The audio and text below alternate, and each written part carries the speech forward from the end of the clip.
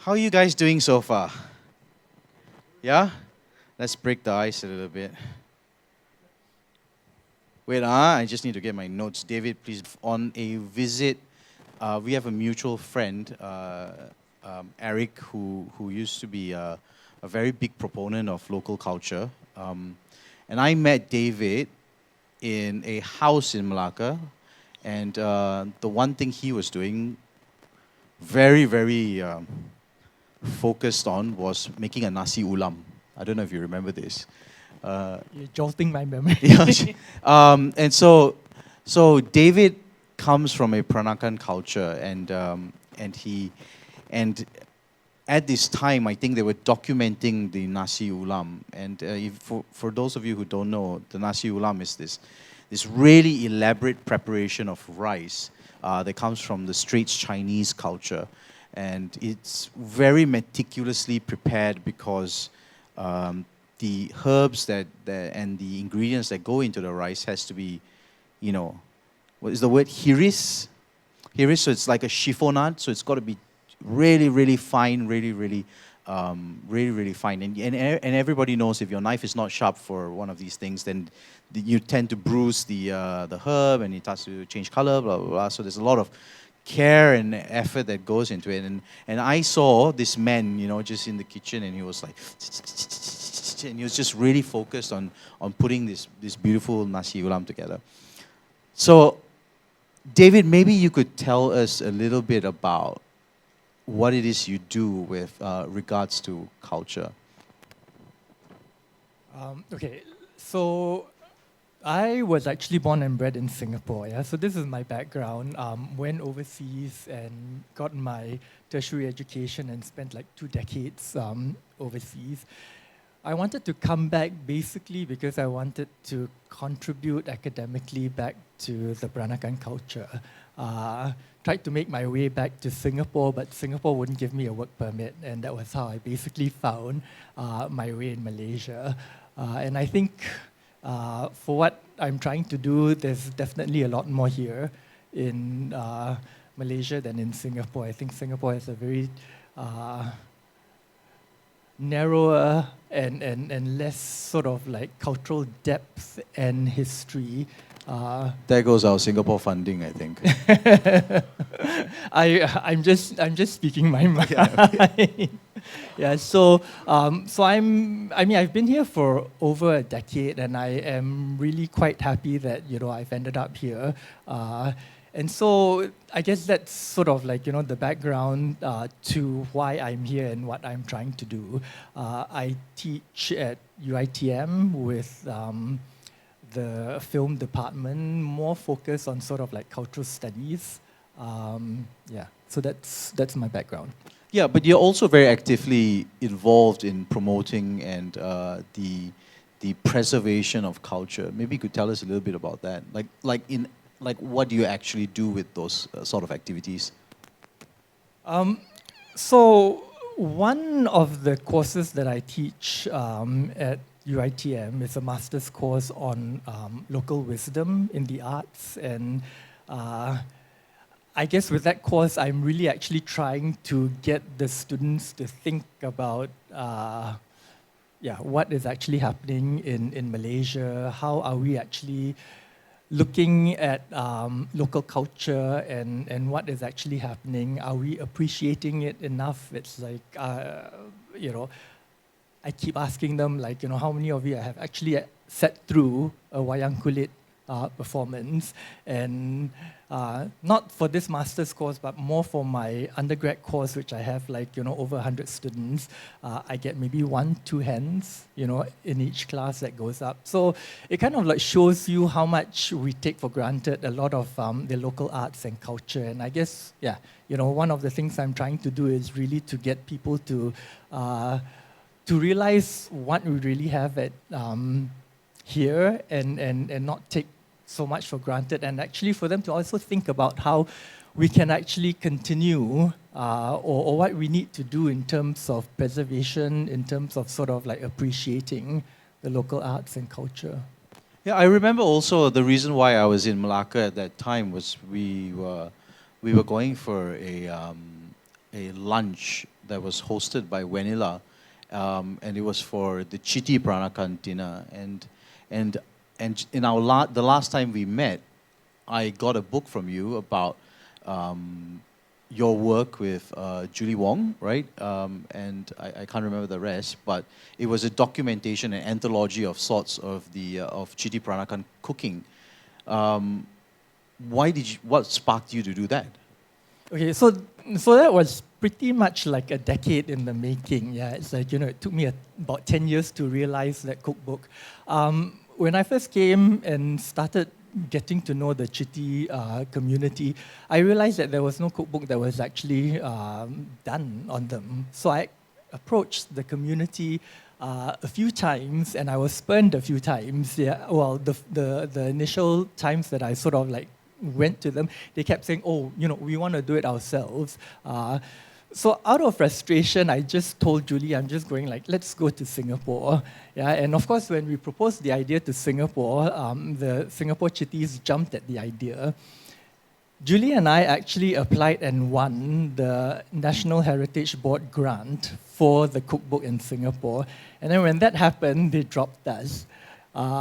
But thank goodness, the people in Malaysia kind of picked us up after that. And interestingly enough, it's like, now we actually, from no cookbooks, we have 2 cookbooks on the Chiti Melakas, one produced in Singapore and one produced. Yeah, there's the one in Singapore us, as well. yeah. So maybe for the benefit of those who don't know, could you help us define what Peranakan is? And also then maybe describe what Straits Chinese and Chiti Peranakans are? Okay, it's the word Peranakan basically comes from anak, right? For most of us who know Malay, the word child, anak is the root word for Peranakan. So essentially, Peranakan basically just means locally born. Of course, out of all the Peranakan communities, there's apparently about 9 in Malaysia. Yeah, it's like the most popularly known Peranakan community is, of course, the Chinese Peranakans, which are the Baba and the Nonyas. But the Eurasians are considered Peranakans. The Chiti Melakas, which is basically Indian merchants sort of like marrying local women, are considered Peranakans. East Coast, Terengganu and Kelantan also have Peranakans who have more Thai influence and Thai connections. Yeah, so I mean, if you want to sort of like think about the whole concept, even places like Rangoon, yeah, had kind of Peranakan communities. Phuket as well. Yeah, exactly. It's like, but then it's a Malay term, right? So should this be extended to all of Southeast Asia? I mean, that's all an academic question, but essentially that's what Peranakan means. Yeah, right. That's really interesting. What is it about Peranakan culinary traditions that resonate so deeply with you? Like, I know you feel strongly about it, and we've had a couple of discussions about this. Like, what aspects of the culture do you find the most crucial to preserve, and why? Well, okay, so this is a bit of a background as well. I mean, I cook myself, and I'm interested in food, right? But I have actually tried to kind of like move away from food in my academic focus, but inevitably find that I eventually come back to it. Yeah, Everything leads back to food, actually. Yeah, pretty much. So, so I'm actually trying to do more, but the thing is that, of course, the food culture, I think of the Peranakans, because it's really quite unique. It's definitely Malay-based. Yeah, it's like but they've also sort of like adapted. And created their own styles of cooking. So I guess it's the whole idea of Peranakan. Yeah, it's like it's similar to Malay, but I wouldn't say it's Malay food. I mean, my own experience with Chinese Peranakan, and I guess in the last 10 years, sort of like, researching and doing stuff with the Chiti Melakas. I mean, you'll have the Chiti Melakas saying that we can't deal with eating Indian food every day. Yeah, it's like, because very much like the Peranakan Chinese, their food is really more local than it is Indian. Strong Indian influence, like with the Peranakan Chinese, strong Chinese influence, but then still very much localized. Yeah, so, and I guess the matriarch is quite a central figure in Peranakan cultures, and your food culture kind of like stems from her. And I guess that is also sort of like very much part of Peranakan culture. I mean, I did some, research on and produced a paper on that, but this whole idea of like, the whole idea of the topic or title that we have for this talk was really cooking like our mothers. And the inspiration was a generation ago, all our mothers basically kind of like, would produce these feasts for all your special occasions, stemming from ancestral worship to Chinese New Year and whatever else. I find that mothers don't cook like that anymore. Yeah, it's like, and this is kind of like what was the inspiration, I guess, for sort of like, wanting to explore more and think about where our food culture is going. I think we have a very rich food heritage here, and it saddens and scares me to hear people saying things like, oh, actually for Chinese New Year we had pizza dinner. Yeah, when That's very Chinese. yeah, so and then going to sort of like your Raya open houses and finding barbecues and pasta as part of the offerings worries me in terms of where our food heritage is going. Do you feel though that that's got a lot to do with changing preferences, or is it because of the amount of effort that goes into putting a tok panjang, for example? What do you think it is? Is it both? Yeah, I think it's a combination of different things. I sort of like call or bring up another reason, as in this colonization of our taste buds as well. It's like, McDonald's does an excellent job in marketing. It's like, and it has all these offerings for your little kids, going to McDonald's. And therefore, I think their taste buds are already colonized at a very young age. And it, with time, I think that, our love for sort of like local food was pretty much shaped by our grandmothers as well. Right, so it's like, I'm just going like, instead of that, now we have, your drive-ins to McDonald's, which I think really is colonizing our children's taste buds. So it's a combination of all that. It's how laborious, Peranakan cooking is. Also, the dynamics of how families operate today. I mean, like in terms of like where you used to have at some point where the matriarch, which you spoke about, would then pass on a lot of knowledge and pass on a lot of ilmu, I guess, to the daughter-in-law or to the daughter, or even in some cases the sons and things like this. But I think you brought up a really interesting thing about how at gatherings that are typically or atypically sort of earmarked as traditional gatherings, so like Raya or Chinese New Year, we find things like pasta, and we find things like pizza, we'll find sausage rolls, we'll find a lot of these things. And I think that's interesting because that's really a reflection of the commodification of another food culture, right?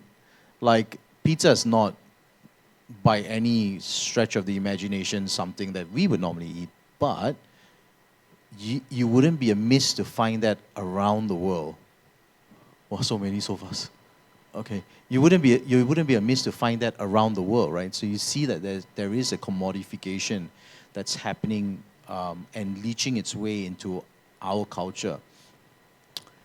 Do you feel though that that's also, in a very weird sense, kind of how Peranakan cooking kind of started?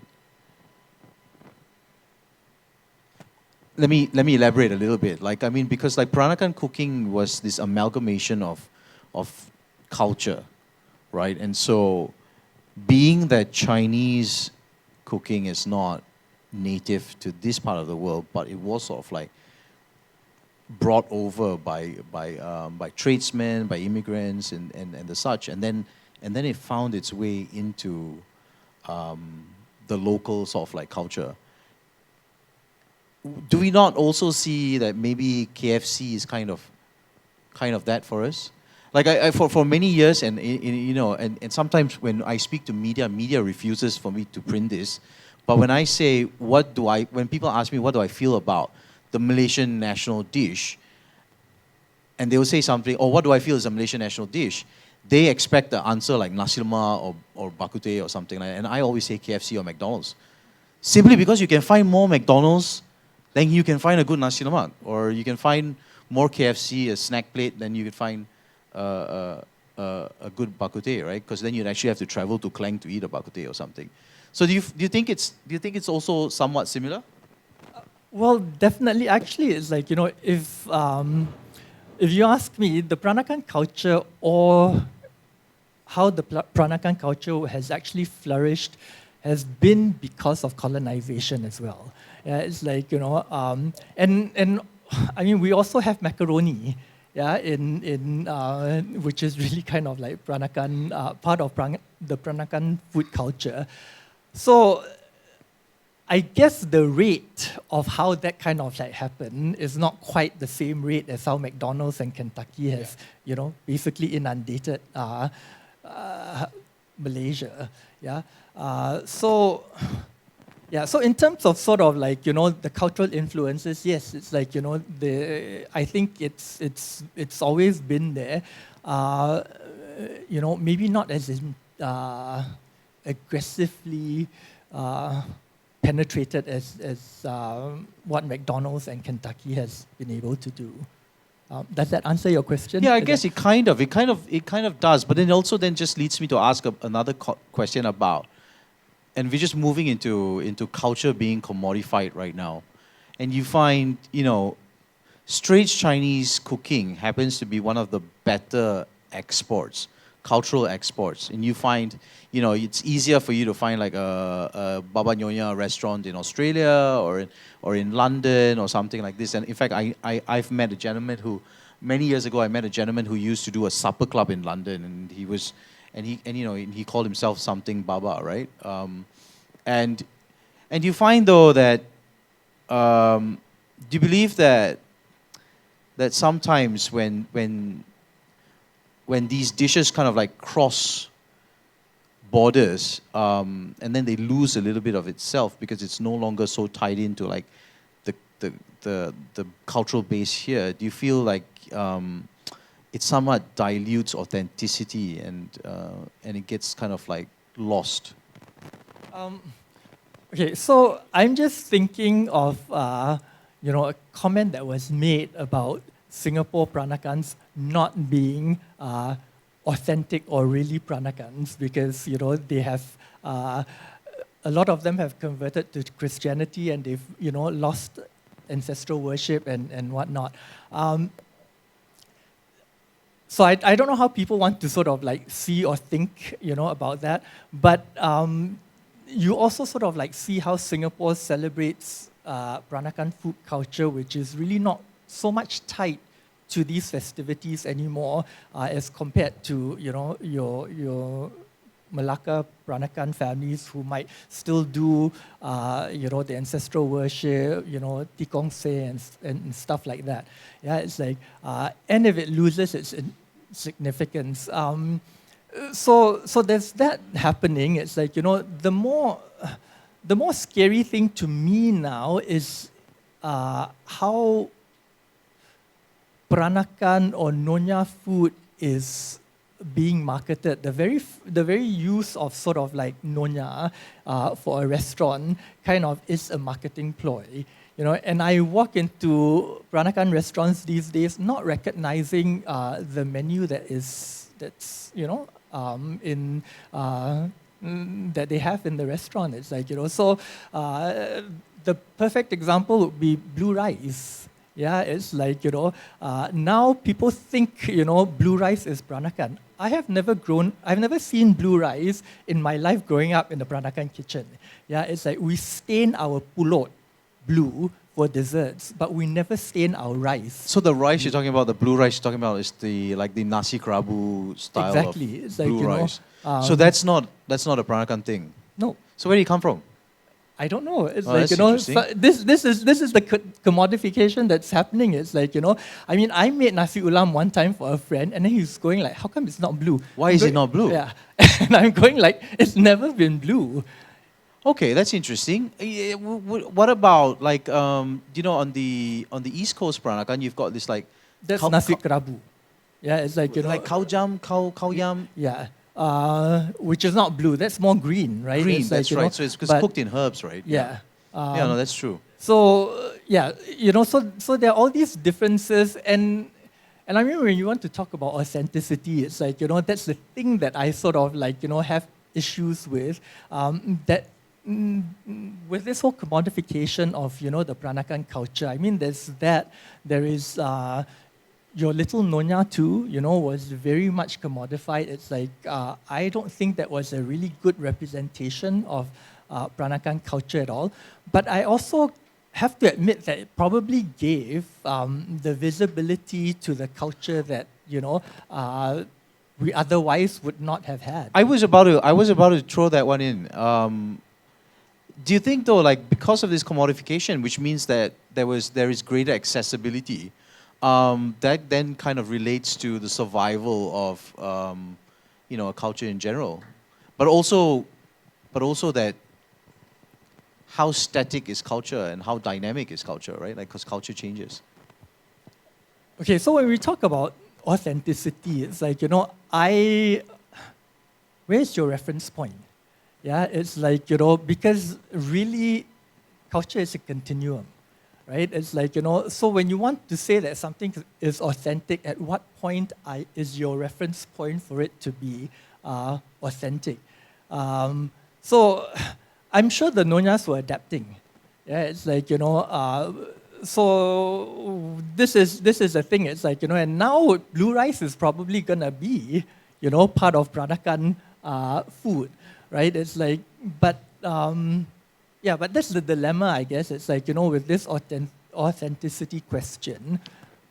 So I guess, like, you know, I framed this question this way, and you know, which we talked about a little bit.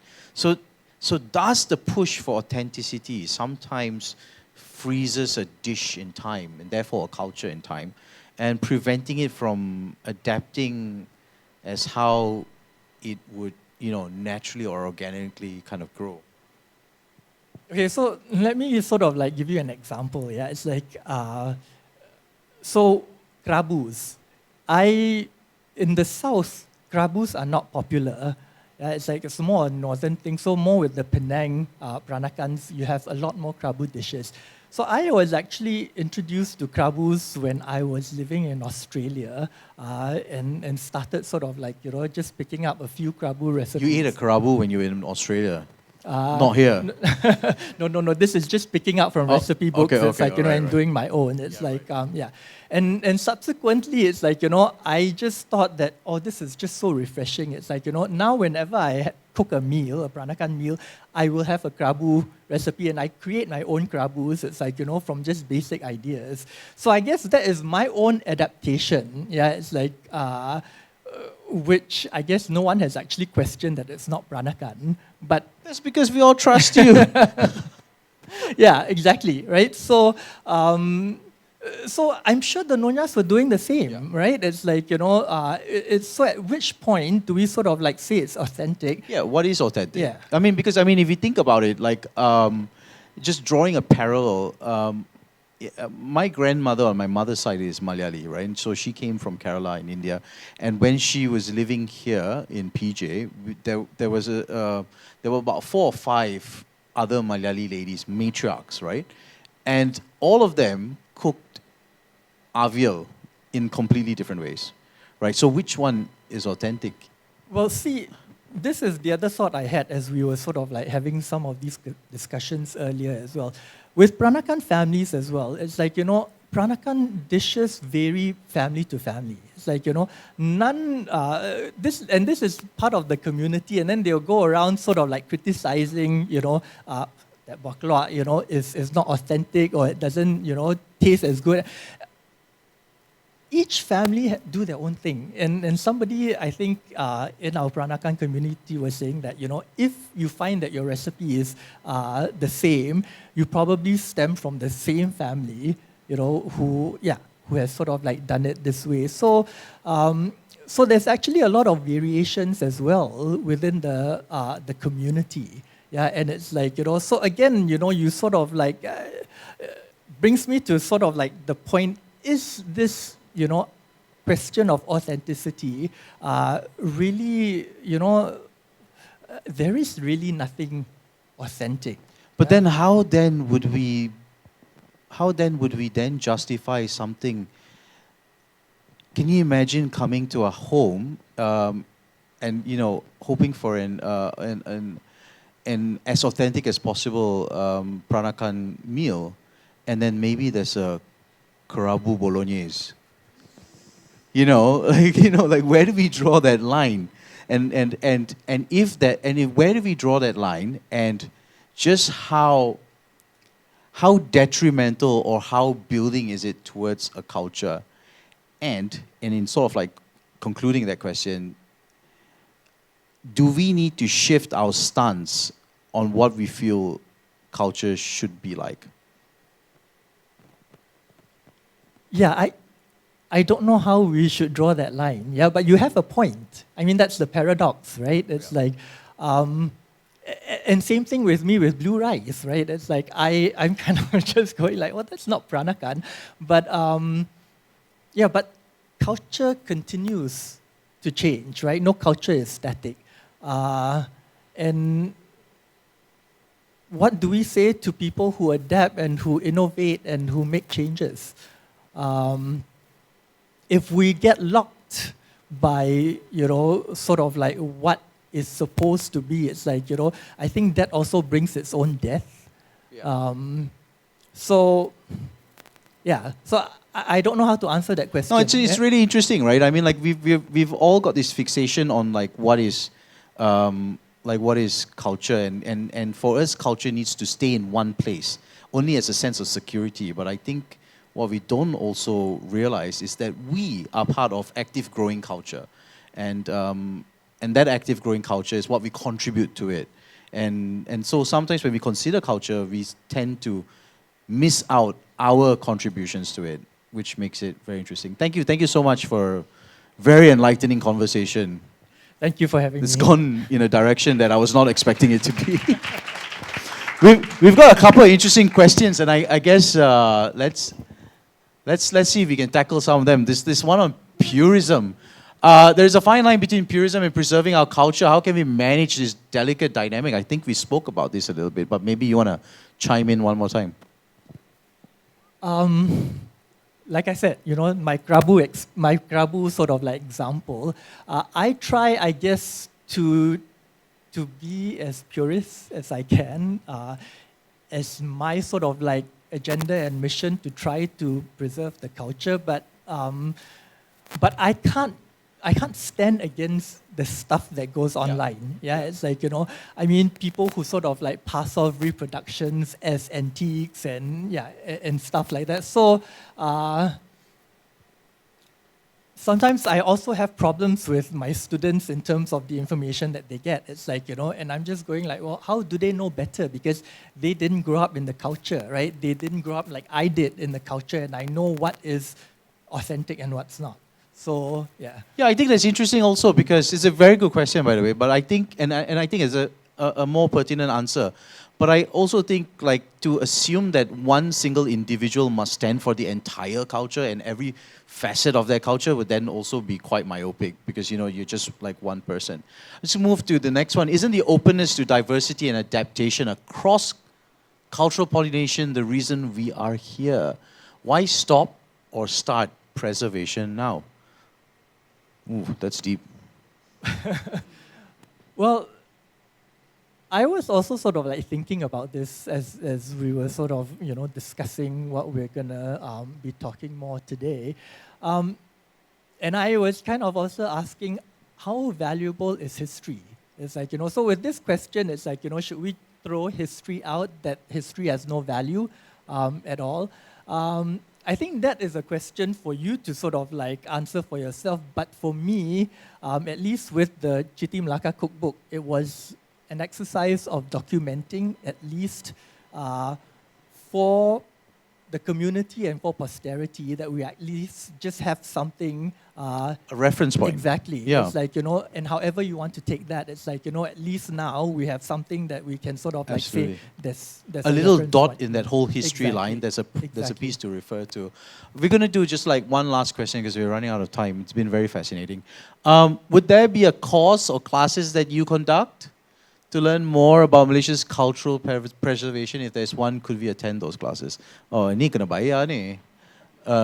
You'd have to pay for this You're one. welcome to come to my master's class. But is there access to some of this on an educational? Not right now. Yeah, it's like someone was sort of like asking me to do courses with Motak in Malacca. I'm not even sure where that is. It's like yeah. So well, I mean, yeah. If there's enough interest, we can always discuss. Possibly I can do Just something whatever. informal, perhaps. Exactly. Yeah. Exactly. So I think in the interest of time, just to Ben will take that corner, then I guess David will be in that corner, and you can corner him over there, and you can get all the questions that you need from him. Thank you very much, David. It's been fantastic. Thank you.